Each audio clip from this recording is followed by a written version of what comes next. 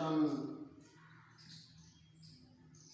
का पहला कानून या मोशन का पहला कानून हरकत पढ़ा था। आज हम न्यूटन का मोशन का दूसरा कानूनी हरकत बयान करेंगे। तो पहले कानून में कहा गया था कि बॉडी रिमेन एट रेस्ट। एक जिस्म जो है वो हालत सुकून में रहता है। बॉडी रिमेन एट रेस्ट और continue to move with uniform velocity, या एक जिस्म यूनिफॉर्म वेलोसिटी से चलता रहता है unless a net force act upon it, जब तक उस पर जो है वो कोई बैरूनी कुव्वत एक्सटर्नल फोर्स अमल ना करे। तो उसमें मैंने ये बताया था कि जिस्म साकिन है तो उस पर और कोई फोर्स अमल नहीं करनी चाहिए। वो वही तो बैरूनी कुव्वत होगी, वही नेट फोर्स होगी जो आप इस्तेमाल करेंगे। आपने कोई कुव्वत इस्तेमाल नहीं करनी। जो पहले काम हो चुका है वही ठीक है। अगर वो रेस्ट में है तो वो रेस्ट में चीज पड़ी रहनी चाहिए, और अगर वो चल रही है तो आप उस पर कोई नई फोर्स जो है वो अमल नहीं करनी चाहिए। उसे तो कहते हैं नेट फोर्स या एक्सटर्नल फोर्स, बैरूनी force.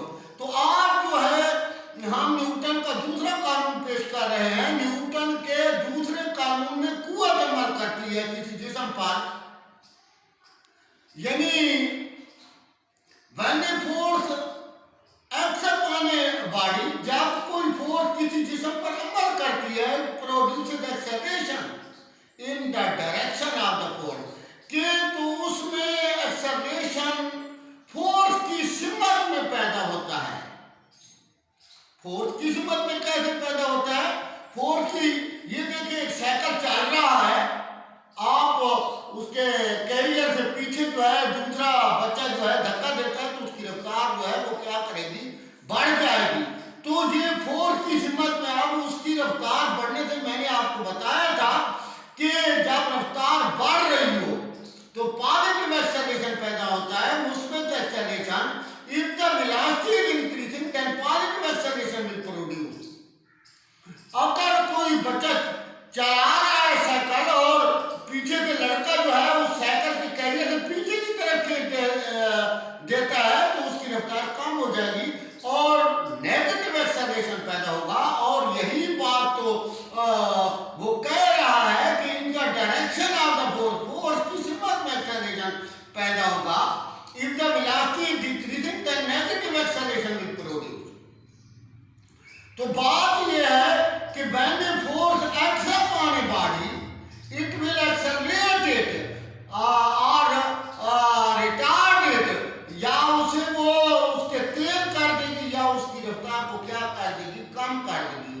The magnitude of the acceleration is directly proportional to the force applied, कि यानी जो इसराफ पैदा होगा वो उस कुव्वत के रास्त नाखब होगा, और inversely proportional to the mass of the body, और वो बिलअक्स मुतनासिब या इनवर्सली प्रोपोर्शनल होगा एक्सेलरेशन जो है वो मास के।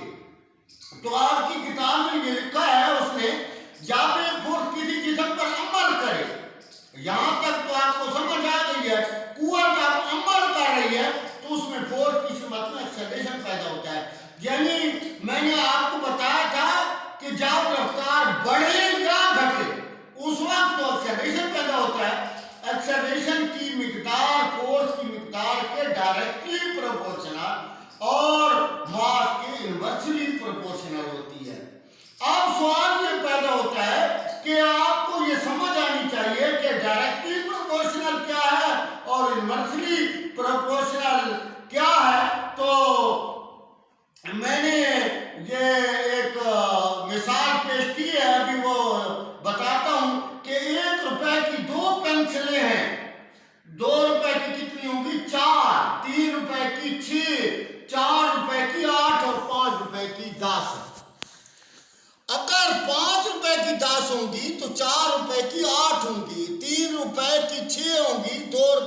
4 और 1 रुपए की 2 पेंसिलें होंगी। तो ये इसे कहते हैं डायरेक्टली प्रोपोर्शनल, कि या दोनों बढ़ रही है कीमतें और या दोनों क्या हो रही हैं, कम हो रही हैं। और इन्वर्सली प्रोपोर्शनल ये होता है कि एक चीज बढ़े तो दूसरी कम हो जाए। मैं मिसाल पेश करता हूं कि एक तालाब है, वो जो है उसे 10 नलके जो है 10 घंटों में भर लेते हैं। इसका मकसद ये हुआ कि एक नलका 1 घंटा लगाता है, अगर एक नलका खराब हो जाए तो क्या वो 9 घंटों में भर देगा? नहीं, अब वक्त क्या करेगा, जायद लगेगा। अब वक्त जो है वो जो है तकरीबन जो है वो 11 घंटे लगेंगे।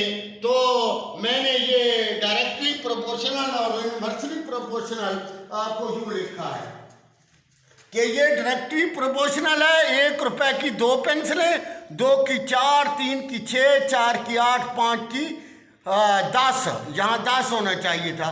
तो ये 5 की 10, 4 की 8, 3 की 6, 2 की 4, 1 की 2। इन्वर्सली प्रोपोर्शनल 10 नलके हैं, तालाब को 10 घंटों में भर लेते हैं। तो 1 नलका खराब हो गया तो 9 नलके जो है वो तकरीबन 11 घंटे लगाएंगे। ये है डायरेक्टली प्रोपोर्शनल। अब चलते हैं कि उसकी मसालात क्या है, कि ये एक्सेलरेशन की मिकदार फोर्स की मिकदार के डायरेक्टली प्रोपोर्शनल होती है। तो ये आप देखें कि ये A और ये है तनासब की अलामत और ये F है। एक्सेलरेशन डायरेक्टली प्रोपोर्शनल है ये फोर्स के। बात यह है कि डायरेक्टली प्रोपोर्शनल को जाहिर करने के लिए दोनों चीज़ें आमने सामने होती हैं, यानी दोनों चीज़ें या बढ़ रही होती हैं या कम हो रही होती हैं। इन्वर्सली प्रोपोर्शनल ये होता है एक ऊपर होगी तो दूसरे नीचे होगी। तो किताब में उसने लिखा है कि एक्सेलरेशन की मिकदार फोर्स की मिकदार के डायरेक्टली प्रोपोर्शनल और मास के इन्वर्सली प्रोपोर्शनल होती है। तो ये इन्वर्स है, उलट है, एक दूसरे के क्या है, इन्वर्स। दोनों मसवातों को मिलाने से ये ए और तनासब की अलामत F/m और ए और ये तनासब की अलामत को मसावी की अलामत में तब्दील करते हैं और साथ ही ज़रब देते हैं इसे मुस्तकिल या कांस्टेंट से, और ये रकम उसी तरह F/m। अब कांस्टेंट के लिए K लगा दिया है तो A बराबर है K F/m, या A ये इधर ज़रब तकसीम था तो इधर ज़रब का दे दिया है। MA बराबर है KF के। F की जगह 1 दर्ज करने से तो ये F बराबर है MA, ये कुलिया बन गया F बराबर है MA।